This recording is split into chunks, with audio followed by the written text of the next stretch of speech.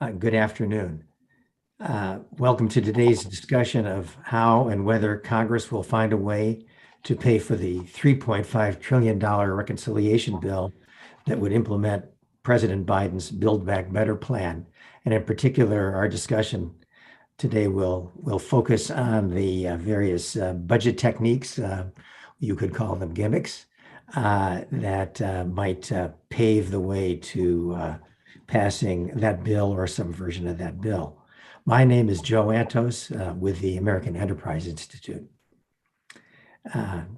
News outlets are full of stories today about the negotiations House Speaker Nancy Pelosi will be having this weekend to bridge the divide between centrist Democrats and progressives over what should be in the reconciliation bill and how to pay for it. The Wall Street Journal, apropos of budget gimmicks, of the Wall Street Journal's editorial today is titled $3.5 trillion is a phony number.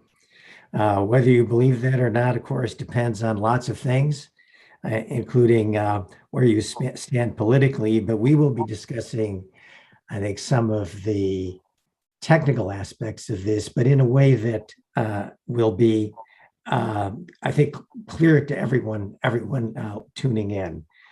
We're not going to be speaking in true budget geek terms. We're going to be hoping that people come away with a better understanding of what's going on with regard to these sorts of budget scoring issues. Anyway, the speaker committed that she wouldn't bring the $1.2 trillion infrastructure bill up for a vote until the larger reconciliation package passed both the Senate and the House. Whether she can meet her self-imposed deadline of Monday and what changes are made to the reconciliation bill to get a vote remain to be seen. But as I say, we will focus today on several thorny questions that directly affect the public perception of the reconciliation bill and its chances for enactment, and for that matter, increasingly a great deal of legislation that passes through Congress. So it's not, what we're going to be talking about today is not confined to the reconciliation bill, but is we're offering broader observations on the sorts of developments that are happening with regard to the way budgets are determined and the way bills are scored. Although $3.5 trillion is the number commonly seen in the press, the budget process opens the door to the use of techniques that lower the price tag as scored by the Congressional Budget Office. Similarly, although bill sponsors contend that this major expansion of federal spending will be paid for in part by higher taxes and reductions in existing programs, they are also relying on provisions that will produce less savings than claimed. What we are calling budget gimmicks hide long-term debt increases and allow lawmakers to take credit for savings that will not materialize. The use of budget gimmicks isn't new, and it's not confined to one political party. We don't have a lot of bipartisanship in Washington, but on this point, I think it is bipartisan. But the use of budget gimmicks seems to have ramped up considerably in recent years. While these gimmicks are technically permitted, do they conceal what is at stake to the detriment of public understanding and sound policymaking? Or are they, a useful expedient and somehow it's okay? We'll discuss that. Our panel will discuss these issues and highlight their favorite or perhaps most concerning budget gimmicks that have been adopted in current legislation. We may also hear some suggestions about how to improve the process, make the fiscal impact of legislation more transparent, and restore some measure of budget discipline. Before I introduce the panel, I have at least one housekeeping detail to address. Today's session will run for an hour and finish around 3 p.m. That is in the interest of Friday afternoon.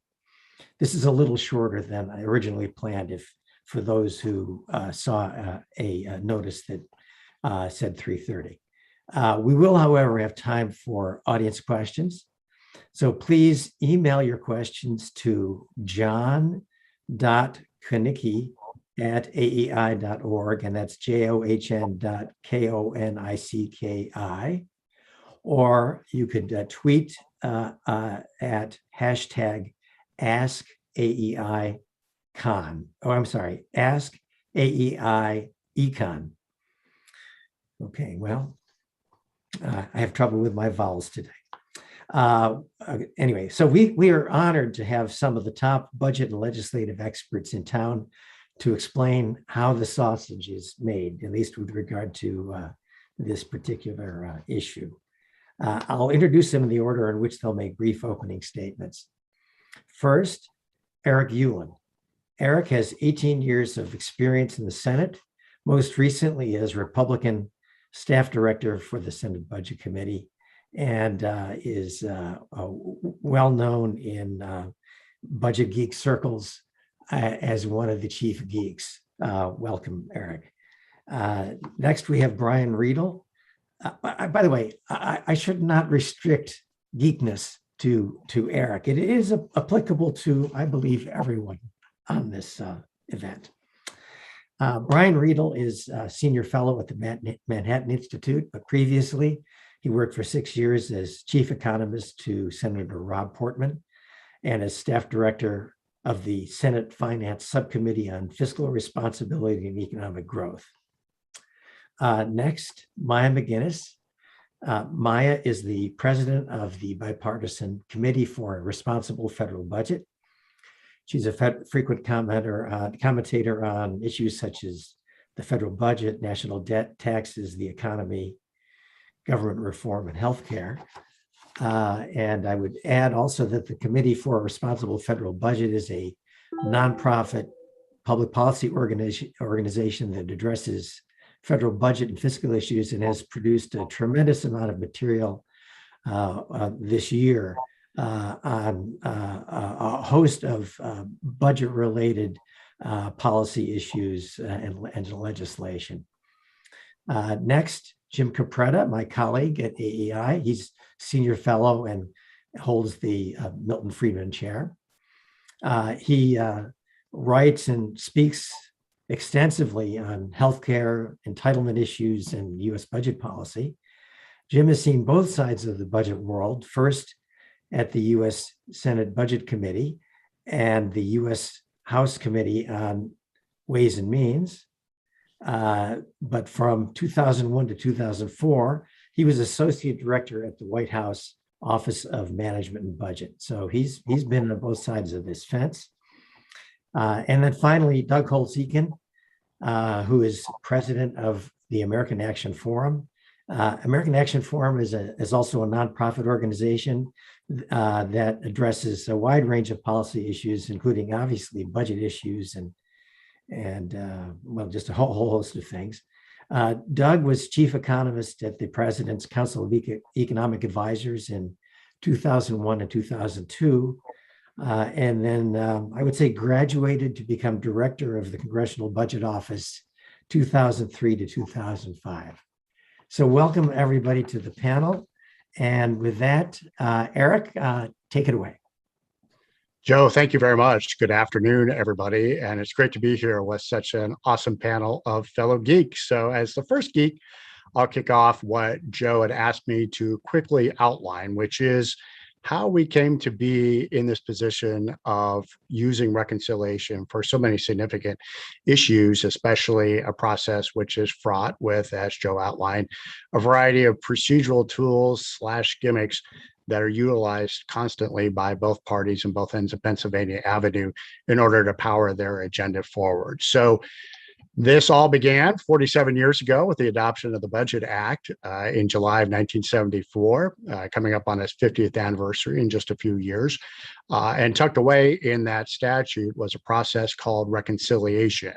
And the first use of this process, as we understand it today, occurred in 1981.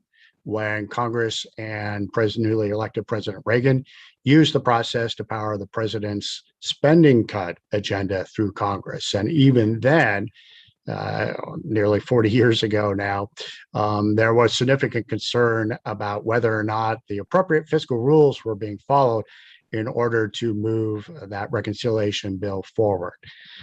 As a result of several years of use of reconciliation in the 1980s and concern about these fiscal abilities to maneuver various ideas through this fast track process, there became a norm adopted by the Senate, first as an internal rule and then ultimately codified in 1990, the so-called Byrd Rule, which has as its focus attempting to ensure that reconciliation, this fast track process, confines itself primarily, if not exclusively, to fiscal related matters.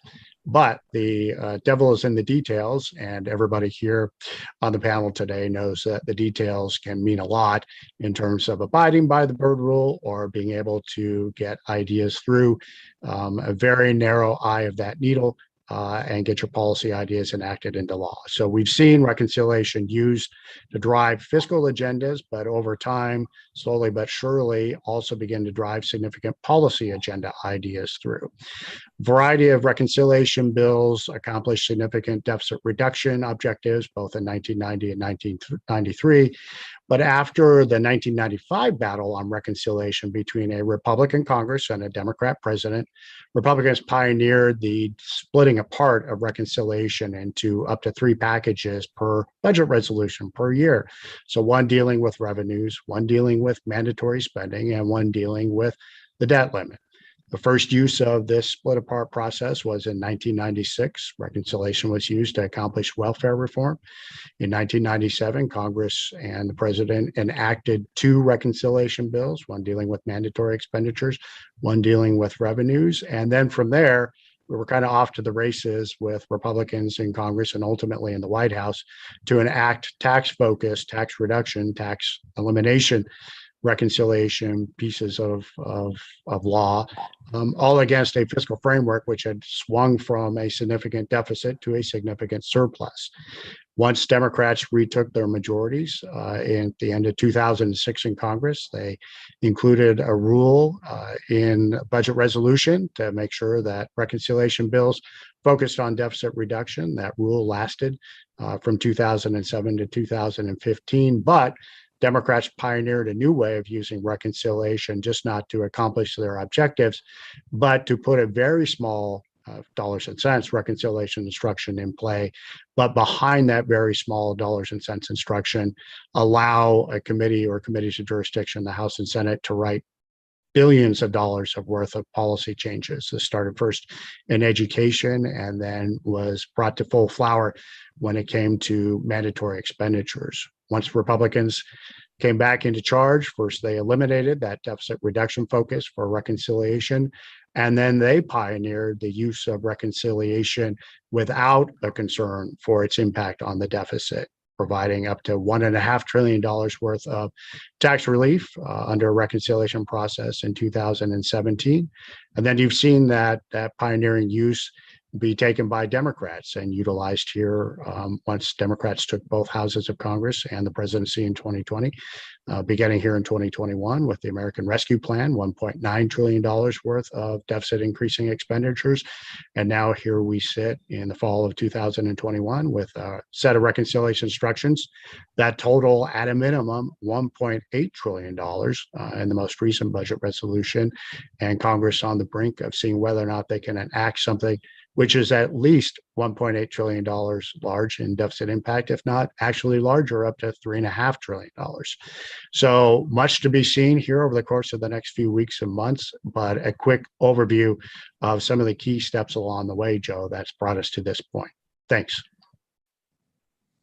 Thanks, Eric. I think it's fair to say that, as is often the case with legislation, the Budget Act was not as fully specified as has eventually worked out over several decades and over the work of many smart people such as yourself, who undoubtedly had a hand in, let's say, interpreting the rules appropriately. You are correct. We could say that. Okay, so let's move to Brian Riedel. Brian. Thanks, Joe. I'd like to briefly discuss the CBO budget baseline and how its built-in assumptions tilt the system in favor of escalating spending, rising taxes, dangerously growing deficits, with the public barely noticing. Only 30% of the federal budget is classified as discretionary spending. This is the stuff that Congress actually negotiates and appropriates each year, or else it shuts down. This is stuff like defense, health research, international spending, K-12 education, that kind of stuff. The other 70% of the federal budget is classified as mandatory spending, and it is exempt from these budget restraints. These programs, such as Social Security, Medicare, most welfare programs, and farm subsidies, are placed on autopilot to grow automatically every year based on enrollment and benefit formulas. These growing mandatory costs are overwhelming the federal budget. Since 1965, mandatory spending has surged from 34% to 70% of the federal budget and is projected to grow to 80% within the decade. Led by Social Security and Medicare, total spending on mandatory programs is projected to soar from $2.7 trillion to $4.6 trillion between 2019 and 2029. And importantly, growth will occur automatically outside of the annual budget process. It doesn't require any annual legislation or annual congressional vote. In fact, there's really no requirement that Congress provide any oversight of the spending at all. Just reauthorize a few of the programs every year, not even all of them. Think about this. A few years ago, America and Congress tore itself apart, debating whether we can afford to cut taxes by $200 billion a year. That congressional debate and vote received extensive media coverage of its budget implications. But at the same time, over the same 10 years, the annual cost of mandatory spending is going to automatically rise by $1.9 trillion, 10 times the annual cost of the tax cuts, with no congressional debate, no vote, and scant media coverage. This focus on legislation rather than the baseline gives the public the mistaken view that tax cuts, rather than mandatory spending, is the lead cause of our long-term escalating debt. And because the steep spending growth is the default baseline, any paring back these growth rates require new legislation. You want Medicare to grow by 7% instead of 7.2%, you have to write a bill. And that will be then misrepresented as a pure cut in program spending, and it'll surely never survive the full legislative gauntlet and be signed by the president. And yet, these failed proposals to trim the growth of spending gives the public the mistaken impression that the safety net is constantly being gutted, when in reality, it's constantly growing.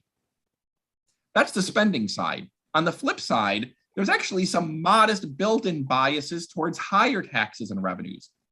While many expiring entitlement programs are assumed in the baseline to continue, expiring tax cuts are not, which means they require offsets under PAYGO and other budget rules that certain entitlement authorizations do not require. Also, real bracket creep, which is wages growing faster than inflation, means that taxes as a share of GDP continue rising automatically if taxes continue on autopilot. The result of all of this is that the budget baseline automatically shows steeply rising spending, modestly rising taxes, and enlarging budget deficits, all on autopilot. And Congress and the White House cannot easily address these trends.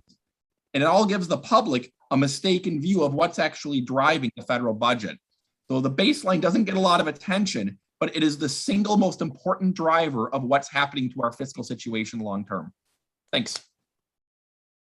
Thanks, Brian. It's good to be reminded that even though there is this rumor that there might be a government shutdown, that in many ways things will, in a spending sense anyway, things will continue on in their merry way. The other point that I thought was particularly useful for the audience is to appreciate that it's not just the programs that they think of as entitlements that are growing continuously without legislative intervention. There's a whole bunch of other programs that most people don't even think about that fall into this same category. so that, as you say, what we see in the newspapers, what we see in the news on television, is really the tip of an enormous iceberg. I feel somehow disturbed about that. Let's see. Next, Maya, please. Maya McGinnis, please join in. Sure. Thank you, Joe. Great panel. It's really good to be on a panel with such great panelists. I was a little worried that we would be redundant, but luckily there are enough budget gimmicks to go around for all of us. So I really like the first two presentations. I'm just going to just touch on three briefly. One is the use of bogus expirations in the reconciliation package. Two is exaggerated claims about dynamic scoring. And three, just to go back to Eric's point, but the use of reconciliation for deficit increasing instead of decreasing in the first place.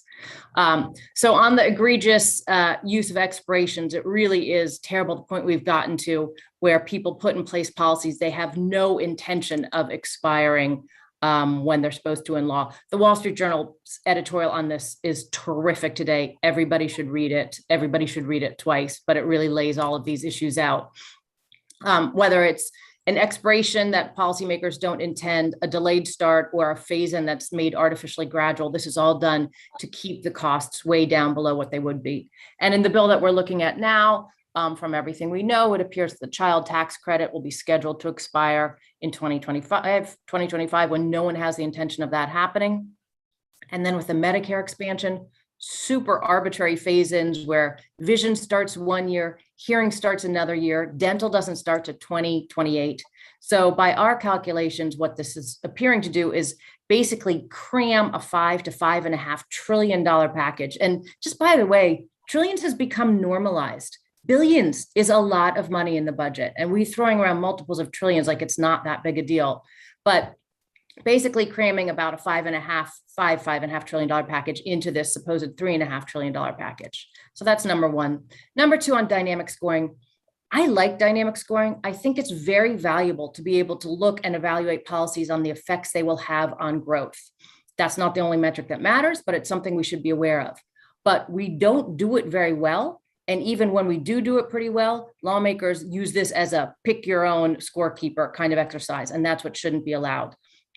So, and also I think for dynamic scoring, I would say that'd be a great thing not to use as a pay for, but kind of reserve it and wall it off. So it's actually a built-in debt reduction component, certainly when the debt is on an unsustainable path like it is now. But what we're hearing, it looks like at least House Democrats are assuming that they are going to rely on about $600 billion in dynamic gains from Build Back Better overall. This is not anchored in any realistic estimates that I have seen, or I think anybody has, but the growth needed to get these gains would be in GDP being higher by 3.5% in 2031.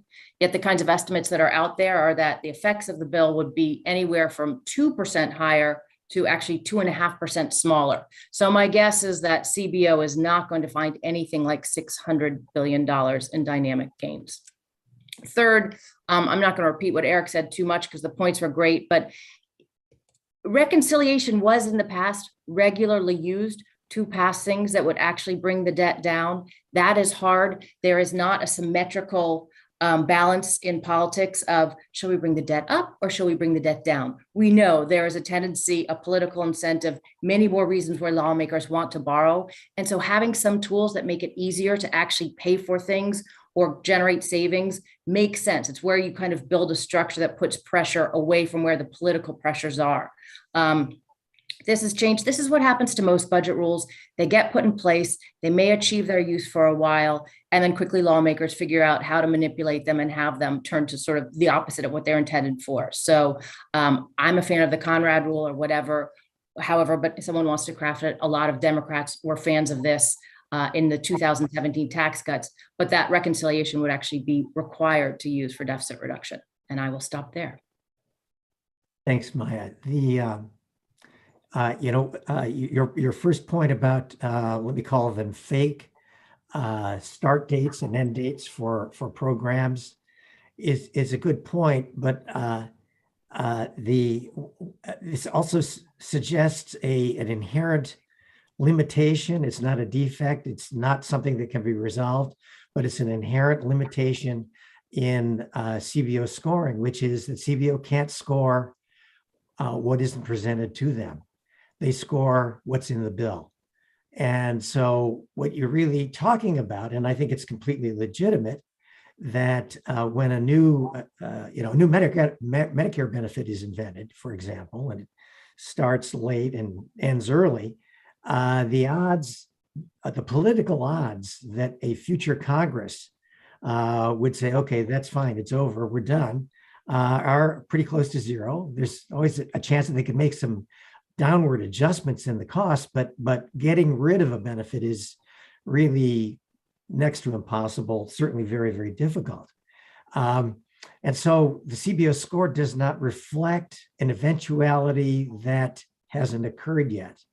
So you weren't making a criticism of that, but it does say just how difficult all of this really is in terms of getting a realistic view of what we're really indebting ourselves to the future. And the future, by the way, is a lot longer than 10 years. Anyway, with that, let's see, who do we have? Jim Capretta next. Well, thank you, Joe. Yes, I'm very glad to be joining this group for this conversation. It's quite an interesting topic. A lot of good things have been already covered here, but I want to focus in just on a Medicare issue that I think deserves a little bit more attention. It kind of came to my attention in an op-ed, again, in the Wall Street Journal by John Cogan and a colleague a couple of months ago, reminded me of something that had happened in the Affordable Care Act and now might be repeated in this larger bill, which, for lack of a better way of describing it, I'll just call it the Medicare double count. And basically what it involves is something that's very important fiscally, but which really gets obscured in all the back and forth and noise around a budget process. Back in the Affordable Care Act, they raised a tax called the net investment income tax, NIIT. Basically, the idea was to create a parallel tax for non-wage income that they could impose on upper income taxpayers and use it to fund the Affordable Care Act. They had a parallel tax increase for just that same population also in the HI payroll tax, which got deposited into the HI trust fund, which, as many people know, is now projected to run out of reserves in 2026. So we have a situation where the HI trust fund is running out of money. There's an existing tax sitting there that funds it. And then there's another tax that's sort of a parallel tax that's going into the general fund of the Treasury. In the bill that they're working on, the Biden administration is suggesting, and I'm sure many congressional Democrats are interested in pursuing, is, hey, we can hit high income taxpayers again with a tightening of this tax just for people above $400,000 a year in income, and take the money and deposit it into the HI trust fund. And by the way, then take some of the money that was raised in the Affordable Care Act and use to make that bill look like it was a deficit reducer and put it also into the HI trust fund.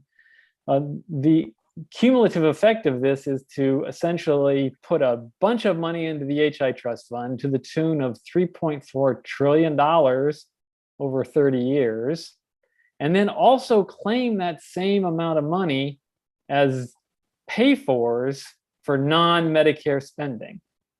That is in this reconciliation bill and also in the Affordable Care Act. Now, what is the effect of all this? Well, basically, you're raising one tax and using it to pay for two streams of money.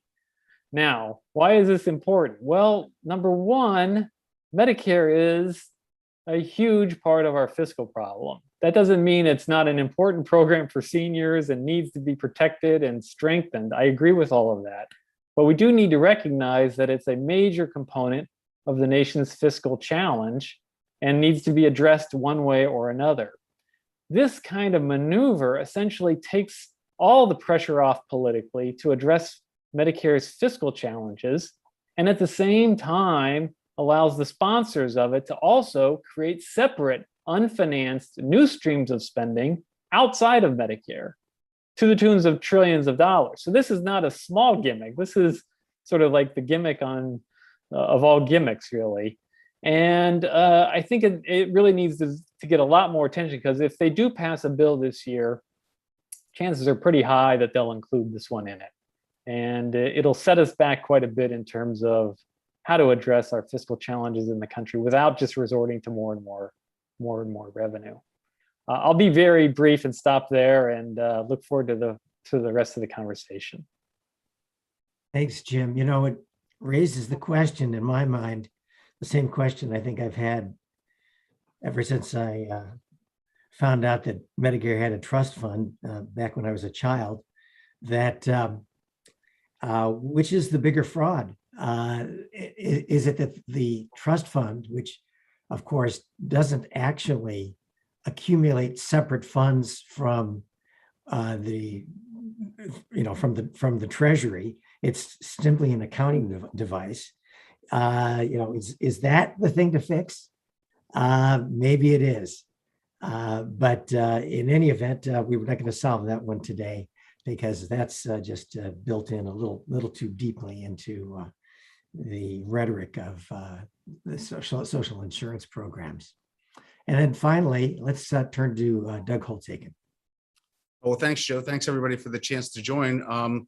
I just want to point out that Brian's problems with the baseline and its growth, and Maya's problem with the fake expirations and the big swings due to dynamic scoring are all because we budget for a 10-year budget window. And we didn't always have a 10-year budget window. We have budgeted for 1, 2, 3, 5, 10, 13. We've had a whole bunch of different windows. And there is, in my mind, a tremendous amount of fake precision that comes with going out 10 years. The budget forecasts 10 years out are fundamentally unreliable. And to pretend that we're, quote, paying for things using these unreliable estimates of what will transpire a decade out, I think is really underneath a lot of our problems. And I would encourage us to think about going back to a shorter budget window. When he was OMB director, Mitch Daniels tried to move us from 10 to 5 and did not succeed because Congress needs those last 5 years to play games with. And I would go even further than 5. I think we should budget for year 1, year 2, and year 30. 2 years that we can forecast, and 1 to find out if we are at all headed toward a disaster or not. I think what we'd find out is that a lot of these gimmicks would go away because there wouldn't be time to implement them in 1 or 2 years. We'd do a better job of scrutinizing how we spend the money because we only have 1 or 2 years of it to play with. And we find out we're still way off track. We have a lot of work to do by looking at year 30. So number one, I think the 10-year budget window really needs a re-examination. It's the source of a lot of our problems. Second thing I want to echo, and then I'll close, is Jim is right about this being a massive budget gimmick, the budgetary treatment of the HI trust fund. Joe is right that there are no real economic resources in there to fund care for any senior. But this isn't the only trust fund in the federal budget. We have trust funds littered throughout the federal budget. They all represent entities that have no economic resources, do not provide for future benefits, even though they are, quote, full. Highway trust funds, water resources trust funds, the Social Security trust fund, all of them have presented a misleading picture of solvency program by program, when in fact we are stealing from those trust funds every second to fund other programs, and they're not providing any security for the future. So shorten the budget window, get rid of the trust funds, and let's have an honest presentation of where we are. Well, thank you very much, Doug. I appreciate those 2 politically impossible suggestions. That's what I do. Okay. Well, let's kick it off. I know Eric wanted to make a full-throated defense of, I'm probably exaggerating, but further little explanation of how we got into this and why it might not be as illegitimate as it may seem to some of us. Well, Joe, thank you very much, and I appreciate it. Yes, I think my perspective might be a little bit different, having served in the majority and the minority and at both ends of Pennsylvania Avenue, and being part of the conversation, Maya, to take us up and well into the trillions of dollars, not just on the 2017 tax bill, but co-leading the negotiations on the CARES Act in 2020, which took us to 2.2 trillion. I understand completely the significance of taking ourselves to discussions of thousands of billions of dollars, to cite my former and late boss, Mike Enzi, who made a point of trying to remind people of how much really we're talking about in terms of the scope scope of the dollars that we're dealing with here. Doug, I do remember when we pioneered going from, for Congress, I should say, pioneered going from 5 to 7 to 10 years. I think a lot of people who did budget process at the time, including myself, thought that that was magical thinking after you got past 5 years, and certainly years 6 through 10 oftentimes don't pan out, not just in terms of the discrete assumptions about what's going on programmatically and intervening votes and decisions of future congressional majorities and presidents, but just the sheer dollars and cents variance between what a CBO and OMB might think will happen in those out years versus what really happens. I know we've had lots of conversations over the years from people from the left and the right about the realities of not being able to hit the target. But to kind of malaprop Shakespeare, I come not to bury budget gimmicks or budget techniques, but actually acknowledge them.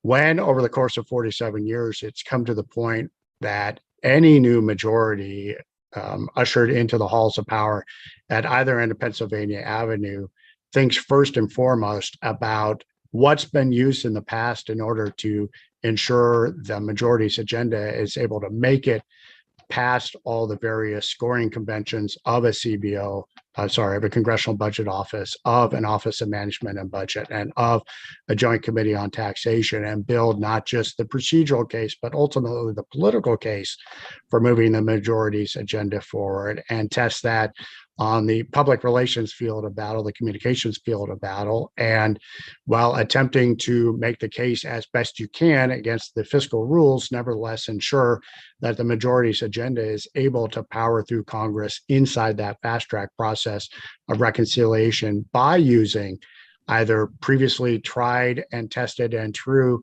procedural methodologies and or innovating new procedural methodologies, as well as pulling together 218 votes and 50 votes plus the vice president in a pinch, as we did under Vice President Cheney, as well as was done earlier this year under Vice President Harris.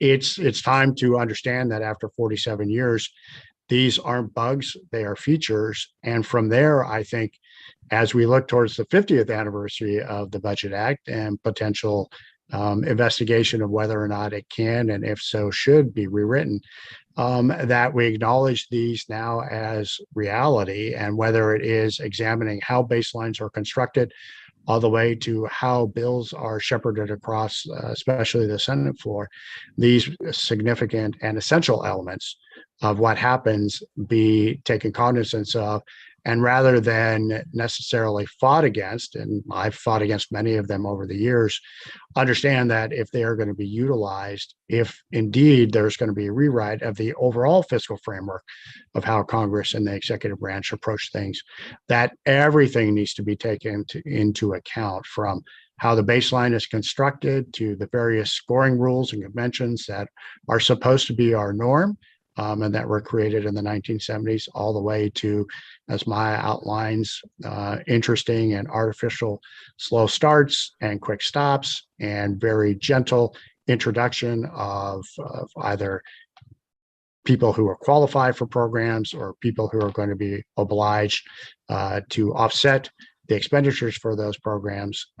And if we become more cognizant of how and that these things are going to be used, then perhaps there is a better way to start thinking about whether or not there are ways to reformulate our budget process and make progress against what continues to be a significant, challenging fiscal framework, even in an era of low interest rates and so far not significant economic consequences for the amount of debt and deficit that we built up here over the past 20, 25, nearly 30 years.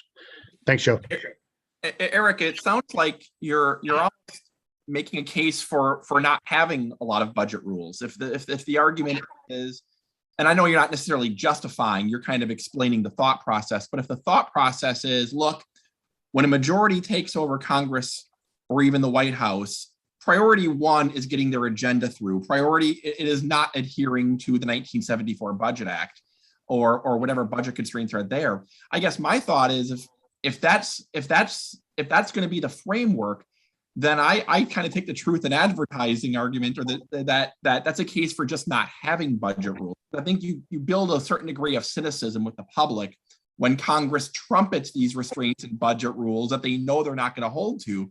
And then this gets to the second problem, which is that you kind of alluded to, which is essentially any budget constraint can be bypassed if enough senators and House members, either a majority, sometimes 60, in a very rare instance more, anything they want, they can bypass to pass their agenda unless you're going through the constitutional route.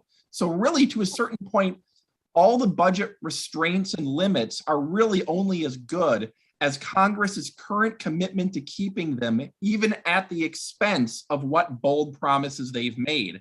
So it kind of everything's written in pencil in Congress, because everything can be bypassed, not too difficultly, if you want to basically get your agenda through.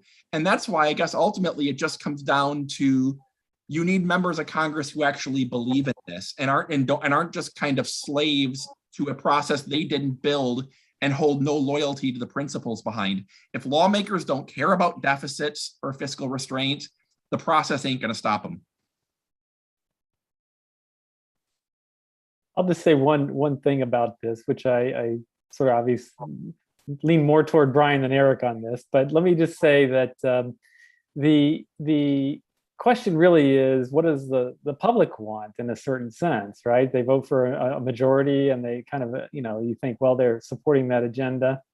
But I mean, these are sort of long-term questions really, that they voted also in the past for budget restraints and budget rules.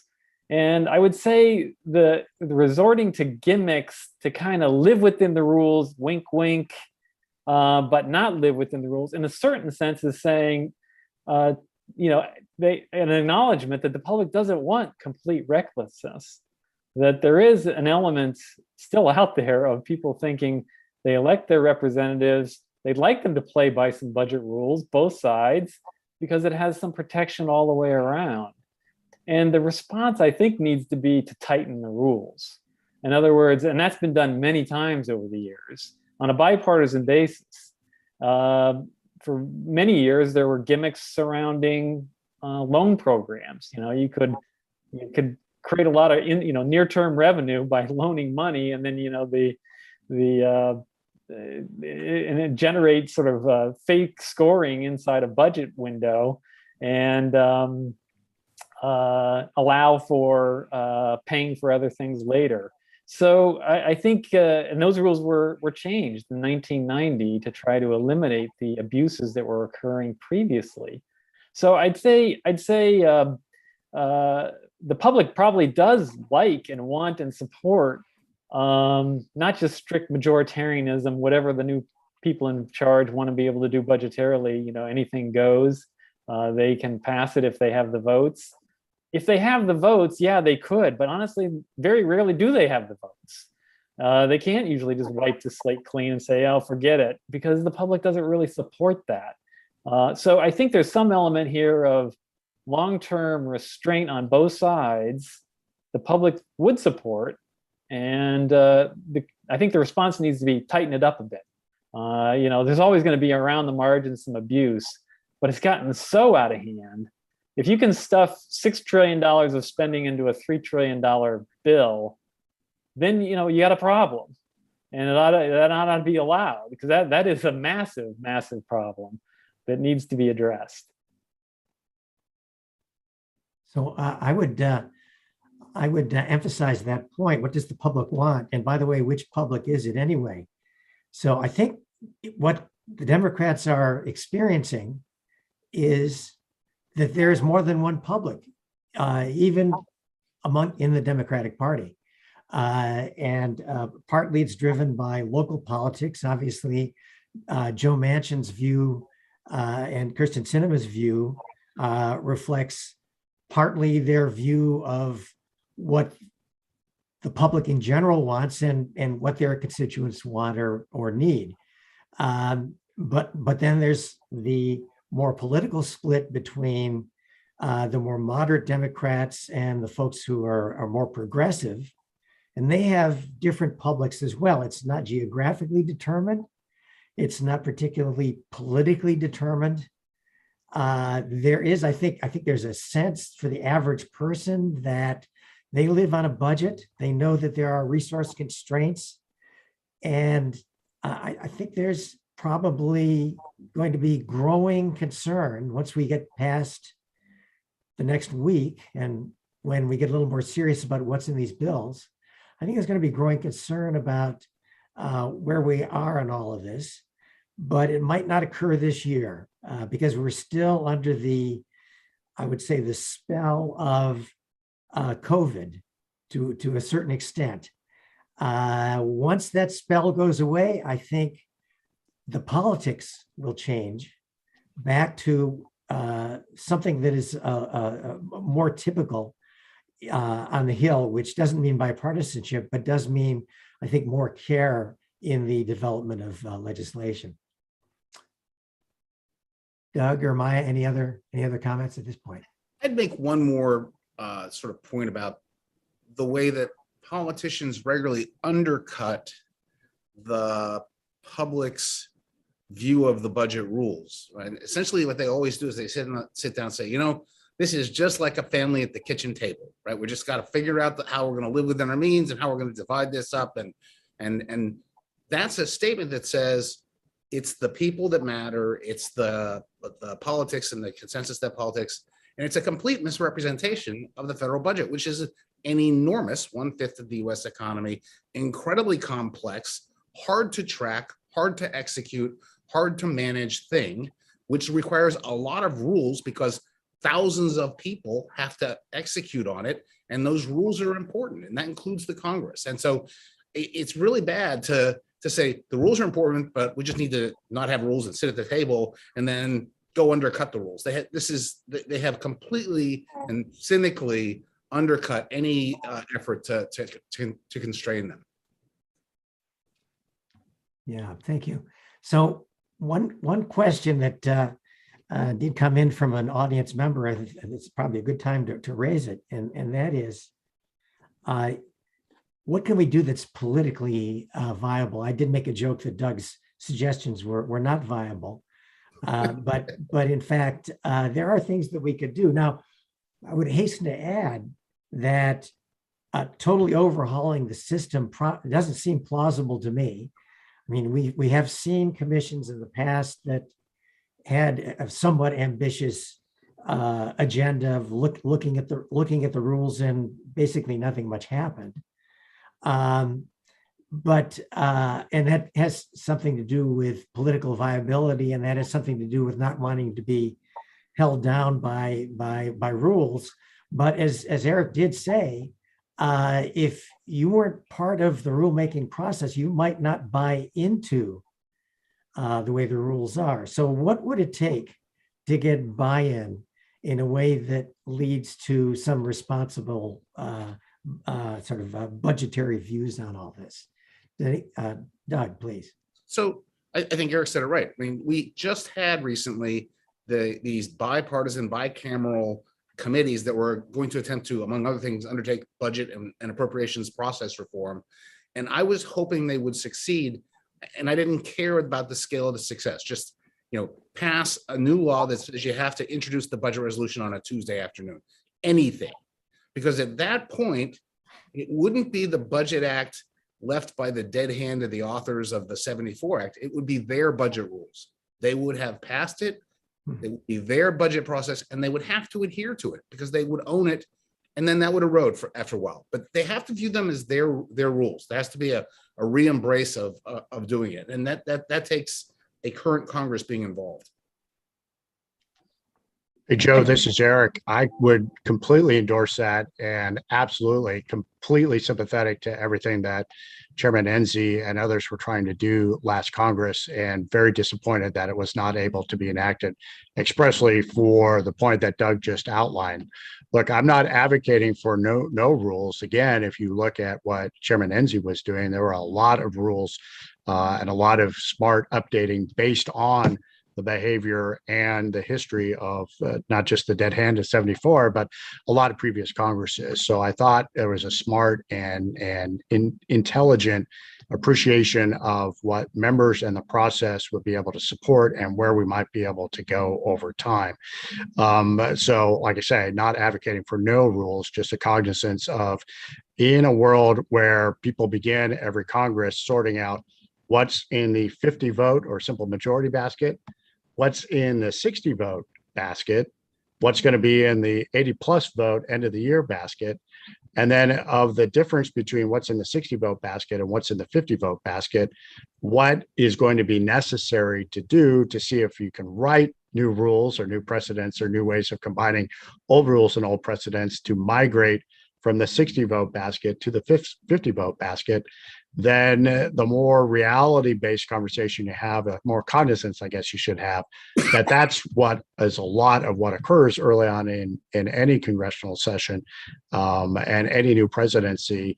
And then again, ground that understanding and that appreciation that now we're in 2022, now we're in 2024, now we're in 2026. How can we make sure that we're both aware of that? And if we can, update the rules of the road to be appreciating those realities. And then from there, where can we go? Part of what's driven things in the past, Joe, as you know, have been interesting crises moments, whether it's 1987's stock market crash, the upcoming challenge in the Gulf in 1990, what necessarily felt like needed to be done politically in 9 and 10 for the Obamacare and the reconciliation piece that helped bring it into being, what we needed to do politically in 2017 for the Tax Cut and Jobs Act. All those drive interesting moments where there are fiscal trade-offs and perhaps new rules innovated or sometimes enacted into law. And, it is to be hoped that we don't come to a crisis moment, but that may be part of an element of getting everybody around the table to deal with some of these budget process issues, and an idea to nail an arrangement that helps contribute to a long-term fiscal framework for the federal budget that, as Doug lays out, 1/5 of our economy, doesn't bid to get any smaller in the years and decades to come, and needs to be appreciated and then dealt with realistically. Yeah, I saw Jim's hand up. Jim, go ahead. Well, I'll be brief because I know Maya wants to go also, but quickly, I'm going to just speak in very brief terms about the previous commissions that have looked at these questions. And yes, they didn't get across the finish line, but a lot of times, lots of work is done years before a law will suddenly find its moment and make it through the process. And so it was 10 years before a commission that produced the Budget and Accounting Act of 1921. So these things can percolate a long time, and then suddenly their moment arrives and they make it. And so all that work that was done in the last 10 years in these various bipartisan forums been pretty good, really. They've kind of covered a lot of ground, and some interesting questions have been raised. And so I hope that people realize they can build upon lots of the analytical work that was done then. And maybe there will a moment will arrive in the next 5 years when it can make it across the finish line.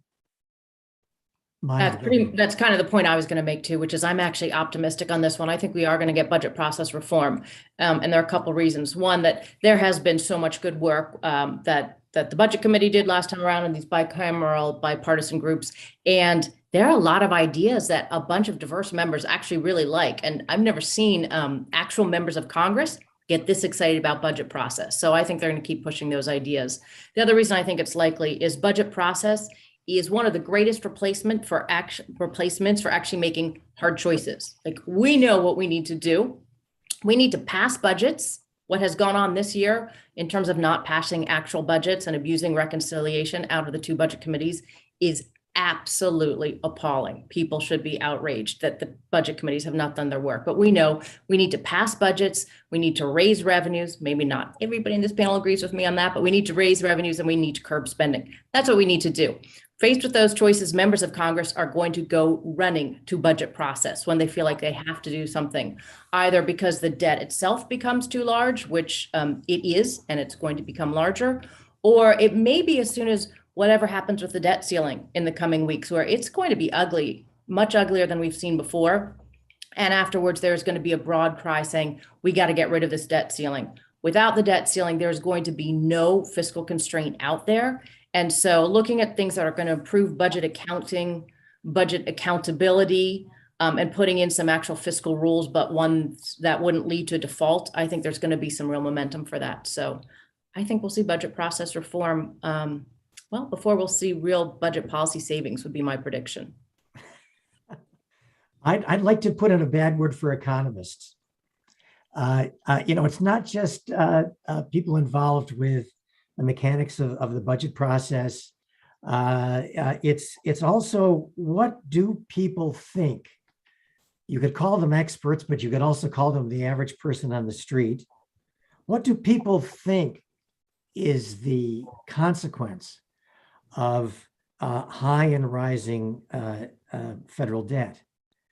And I would point to modern monetary theory as, in my opinion, suspect number one in contributing to a kind of permission that has been given politicians to go ahead and spend, because what the heck, it doesn't really matter.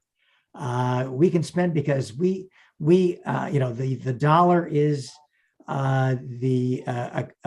we're essentially the Roman Empire, and the dollar is the only current, is the what is the phrase? It is the principal currency for all of trade in the world.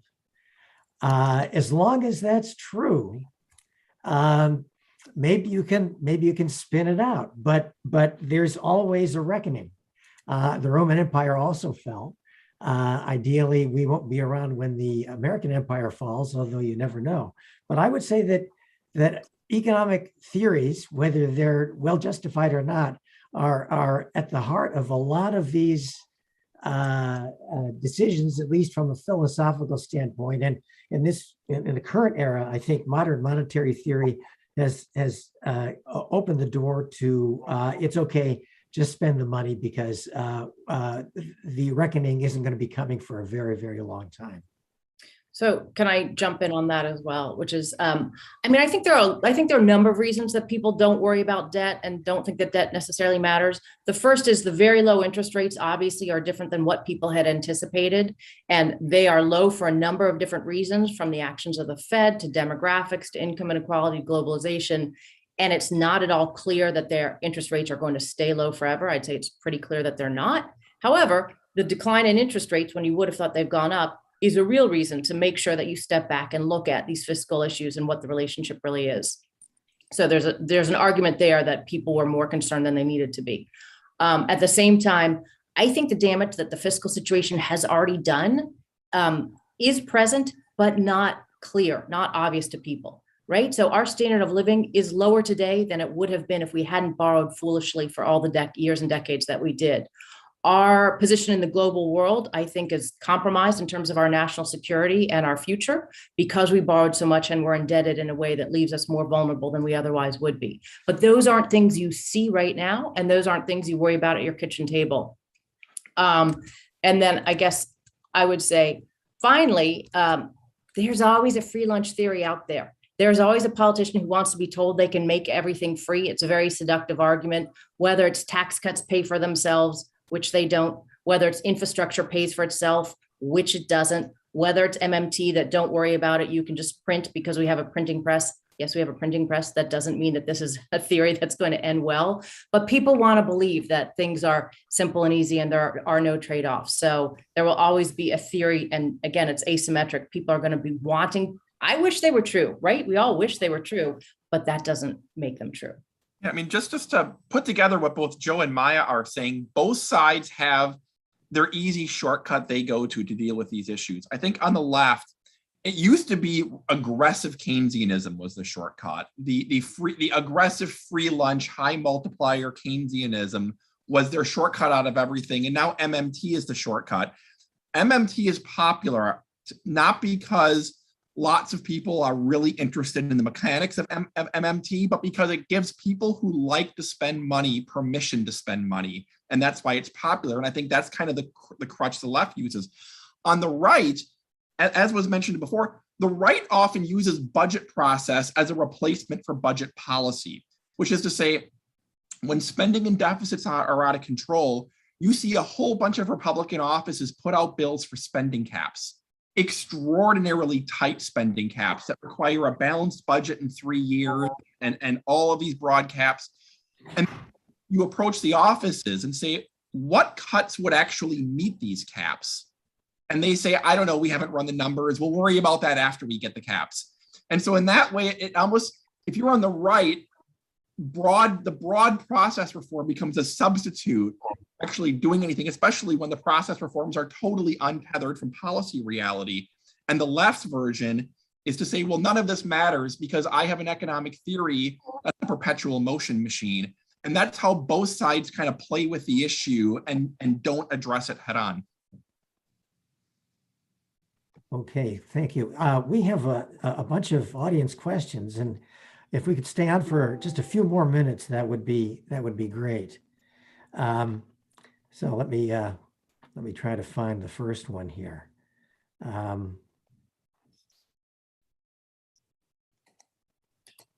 Yeah, one question has to do with CBO scoring, and that question is, where is it? That question is if what do people think about CBO scoring a benefit expansion in a program like Medicare, as if it started, if not immediately, let's say in a year or two, and then continued through the full 10-year period. In other words, do a kind of a supplementary score that says from the starting point that the legislation says, go out to the rest of the 10 years. What do people think that is something that would be beneficial? Joe, absolutely. I'll start. There's no question that a full economic accounting from the scorekeepers, whether it's Congressional Budget Office, Joint Committee on Taxation, or Office of Management and Budget, as well as outside analysts, definitely richen the conversation that policymakers can have.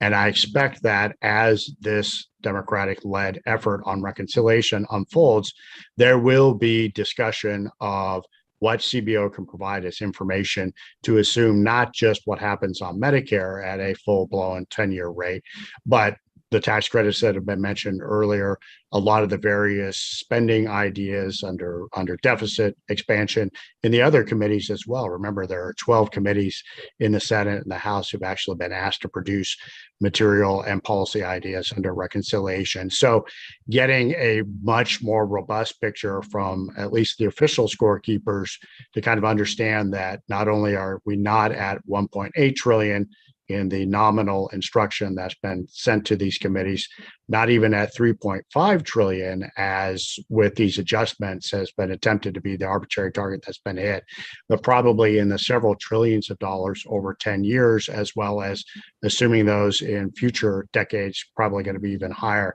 is important so that at least everybody understands the scope of some of the fiscal consequences and the implications for what's going to happen in what are called the out years and now the out decades, is going to be pretty critical, and is easy enough to be provided by the Congressional Budget Office and Joint Committee on Taxation without too much extra work. Joe, I would just ahead, that in the end, a reconciliation bill is the Budget Committee's bill that they assemble, and it's their bill. And the ranking members are not doing their jobs if they don't write CBO a letter that says explicitly, assume this doesn't sunset, this doesn't sunset, this doesn't sunset, lay it all out and tell me what the deficit implications are for the next 10 years and beyond. That's their job, and that should happen. On the other hand, going out past 10 years is pretty difficult, as we all know, and Doug especially knows. Absolutely. Yeah. It's difficult, but as you know, so, I was just going to say CBO does it as a percentage of GDP, and they in their own CBO way, as much as say this is a WAG, but this is important because this is an element of how the reconciliation process works. It is a marginal, if somewhat significant, limiting factor for turning these programs on and letting them run in the out years and provides some amount of fiscal accountability and under reconciliation tools that Republicans in this instance, Democrats in the past, have been able to use to try to make sure that we're not blowing a hole in the deficit, to use an old phrase, beyond the budget window that everybody now uses, which is 10 years. So Joe, the precision is not the issue in this case. I mean, we have this situation. Here's the spending, here's the revenues. We then do the reconciliation bill and you draw the same picture and it looks like this. That's a violation. It can't go that direction. And so the numbers are less important than the fact that correctly accounted for, this bill should not pass in reconciliation. That's a good point. And actually, we never did explain to the audience that there is a requirement that after the first 10 years, the reconciliation bill is not supposed to increase the deficit. Right. An important point that often gets lost, and we probably should have mentioned it early on. There's one last question that I can raise, and then I think we're probably done here. But this is a question about how the debate over the debt limit fits into all of this. Should the debt ceiling be used to push for fiscal tightening or not? And I would add my own observation. Has it ever been used for fiscal tightening? Sure, I'll jump in. So I would say, yes, absolutely. It should be. It has in the past. In fact, many, if not most of the sort of big either process or savers moved along with the debt ceiling in the past. That changed. I think the introduction of the idea of actually defaulting really, really weaponized and made more toxic the entire discussion about raising the debt ceiling. And I think that was unfortunate. But what we also saw that was unfortunate was the past three debt ceiling increases went along with bills that increased the debt. I mean, really, like 75 billion, 400 billion, $1.7 trillion in spending increases that were bipartisan. And that was when the debt ceiling, which is, must pass, became kind of the train that brought along the worst policies. And it is cynical that happened. So I would love to see the debt ceiling go back to being combined with something that would improve fiscal situation, the Trust Act, a commission, actual savings, which is a foreign idea these days. But I think that's unlikely to happen. I'm disappointed Republicans aren't voting to increase the debt ceiling because, one, I think they should. Two, this is not just about accommodating the future borrowing that's going to happen. This reflects borrowing that happened in the past, and it's bipartisan. Both parties have contributed to it. But three, I think they should also ask for something that would improve the fiscal situation like we used to do in the past. Yeah, just to back up what Maya said, the 8 biggest deficit reduction bills enacted since 1985 were all attached to the debt ceiling. Most of them were in the 80s and 90s, and the only ones after the 80s and 90s were the PAYGO law in 2009 and the BCA in 2011, which ironically, future debt limit hikes were tied to weakening the BCA. As Maya said, we're going the wrong direction. Look, the debt limit's a terrible tool of enforcement. It makes sense to tie the debt limit to spending restraint or deficit restraint because you don't just give the cancer patient morphine, you treat the underlying problem. The problem is, of course, everyone's figured out that it's a hostage that probably isn't going to get shot. So there's not a lot of leverage. The best case scenario, of course, is to replace the debt limit with a better system that can force trade-offs and priority setting without necessarily panicking Wall Street and the credit markets in the meantime. But we're too gridlocked for Congress to come up with a better way. Hey, Brian, just to build on your analogy a little bit, you're absolutely right. Nobody wants to take this chemotherapy on the debt limit. But don't forget the other chemotherapy out there is the pay-as-you-go sequester. And the most recent experience we had with that ultimately yielded, again, a no thank you from Congress and the executive branch on that sort of chemotherapy either. Now, we're facing a rather significant pay-as-you-go sequester right now totaling $1.9 trillion split over 10 years, courtesy of the American Rescue Plan earlier this year. And so if the pay-as-you-go sequester is not turned off at the end of this first session of Congress for our viewers, sequester process begins, as I said, split over 10 years, where each year an equal amount of money is supposed to come out of federal fiscal spending, primarily on the discretionary side. Remains to be seen whether or not Congress will allow that to take effect. But again, based on past pattern and behavior, the last time we went through this in 2013, people decided they didn't like a sequester, and they have made very sure that the sequester never takes effect on a bipartisan, bicameral basis, with presidents of both parties signing an abeyance of the pay-as-you-go sequester constantly and repeatedly over multiple sessions of different Congresses here over the past 7 years. Although PAYGO is exempt, there's no way they'd even be able to cut that much from the PAYGO sequester because they've exempted so much. There's very little left they can do. But you're right. If they don't cancel it, they're going to have to max out what they would be allowed to do under current law. Correct. Well, that's very upbeat. Good for a Friday afternoon, huh, Joe? Yeah, it's not bad at all. So unless there are other comments from the panel, I want to thank everyone for participating in this and for an extremely lively discussion. I want to remind the audience that this is available for further contemplation on AEI's YouTube site, but also will be available on the event page at aei.org. And I think many of the things that were discussed here today deserve a second look, and I hope people will take that opportunity. I want to thank everybody again, and have a great Friday and have a great weekend. Thanks, Joe. Thank you, Joe.